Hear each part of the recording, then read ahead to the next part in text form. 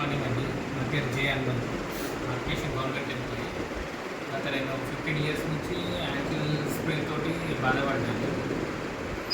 In case నాకు surgery, MRI scan ఎన్నో చేశారు కానీ నాకు టోటల్ రిలీఫ్ అనేది రాలేదు. అలా 10 ఇయర్స్ నుంచి బాధపడుతూ ఉంటాను.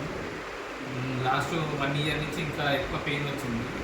ఇంకా నేనేం అనుకుంటానే జస్ట్ ఏజ్ పెరుగుతుంటే అది ఆటోమేటిక్ వస్తుందేమో అని అనుకొని ఇలానే జస్ట్ జనరల్ ఫిజిషియన్ కోసం అని వచ్చినప్పుడు సార్ బ్యాండేజ్ చూసి అడిగాడు అనమాట.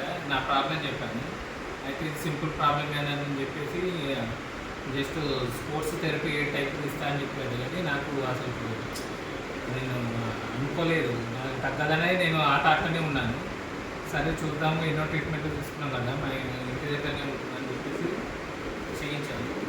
జస్ట్ 2 డేస్లో సార్ డ్రై నీడిలింగ్ అనే ట్రీట్మెంట్ ఇచ్చాడు అనమాట.